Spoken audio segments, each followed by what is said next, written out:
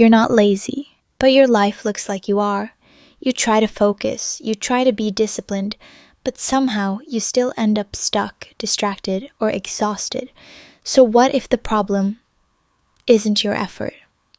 If you've ever sat down to do something important and somehow ended up doing everything except that, this video is for you, because what you're experiencing is not just distraction, and it's definitely not laziness. The truth is, ADHD has almost nothing to do with focus the way most people think. It's not about trying harder. It's not about being more disciplined. It's about something much deeper.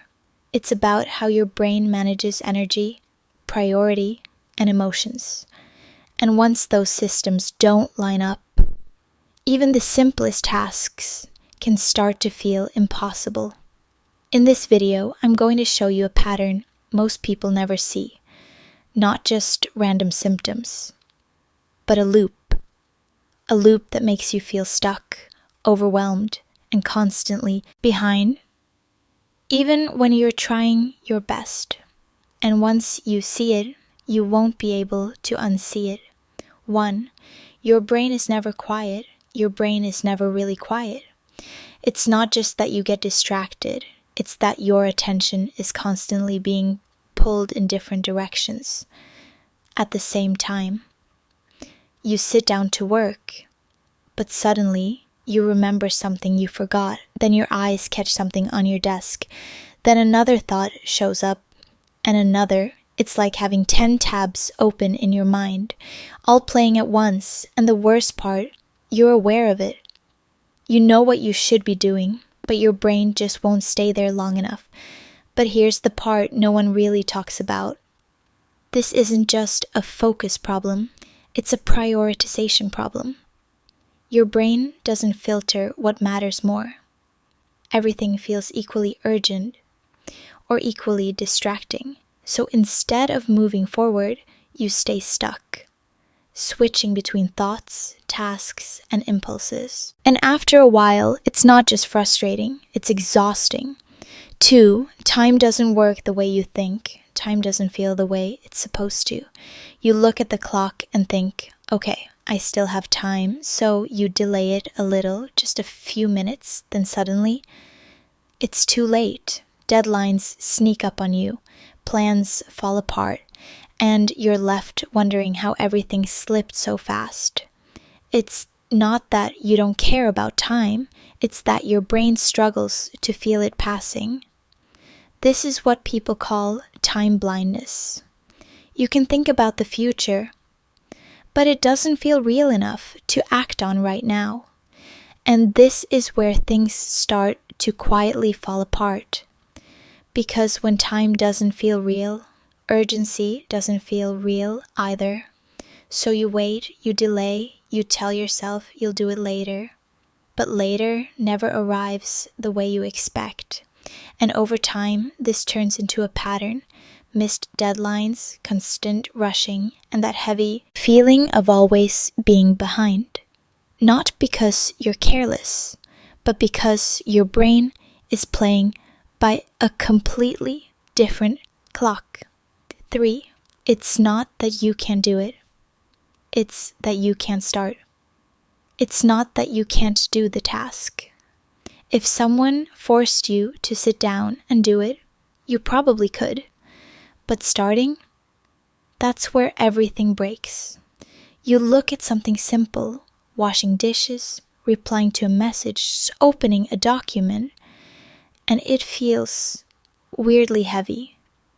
Not physically heavy, but mentally. So you tell yourself, I'll do it in a minute. Then you wait for the right mood, the right moment, the right energy, and it never quite comes. And this is where most people start blaming themselves. They think it's laziness or lack of discipline. But the real problem is something else. Your brain runs on a different motivation system.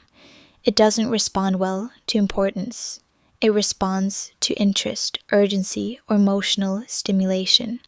So if a task feels boring or neutral, your brain treats it like it doesn't exist. And that's how small things pile up. Not because you're avoiding them on purpose, but because your brain never gave you the signal to begin. 4. Your emotions hit harder than they should. Your emotions don't come in gently, they hit fast, and they hit hard. A small comment can stay in your head all day. A slight change in someone's tone can make you overthink everything, and sometimes you don't even know why you feel the way you do. You just feel it intensely. It's not that you're too sensitive. It's that your emotional response system is more reactive. You feel things quicker and deeper. And this is the part that quietly damages your relationships. Because when emotions spike this fast, it's hard to pause and respond calmly. You might snap, withdraw, or over-explain. Then later, you replay everything in your head, again and again. And there's another layer to this. Rejection doesn't feel small. Even a tiny sign of disapproval can feel like something much bigger, like you did something wrong or you're not enough. So you start holding back or trying too hard to get it right. And over time, that emotional pressure doesn't just disappear, it builds up. 5. The hidden loop that burns you out. Now all of this starts to connect. The noise in your mind, the broken sense of time, the struggle to start, the emotional overload. It doesn't stay separate. It turns into a loop. You try to focus, but you get distracted. You delay things, then run out of time. You fall behind and start blaming yourself. So you push harder. You tell yourself, next time I'll do better. You try to be more disciplined, more organized, more in control. But this is where the loop tightens, because the more pressure you add, the more overwhelmed your brain becomes. And the more overwhelmed you feel, the harder it is to start anything again. So you end up stuck in the same cycle. Try, fall behind, feel guilty, try harder, burn out. And after a while, it doesn't just feel like a pattern. It starts to feel like who you are. So when you look at all of this together, it stops being random. It's not just distraction. It's not just procrastination. And it's definitely not laziness. It's a pattern. A pattern where your brain struggles to filter what matters, to feel time clearly, to start without pressure, and to regulate emotions in the moment.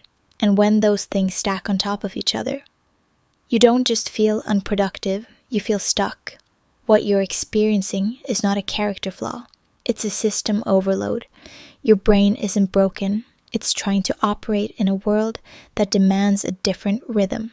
And once you see that, something shifts. Because instead of asking, why can't I just be better? You start asking a different question. What actually works for the way my brain is wired? If this felt a little too real, you're not the only one. And this is just the surface. In the next videos, we're going to break down why ADHD often feels like emotional burnout, how it connects to trauma patterns, and what actually helps you get out of that loop. So, if you've ever felt stuck inside your own mind, make sure you stay here, because the more you understand this, the less you'll keep blaming yourself for it. And that's where things start to change.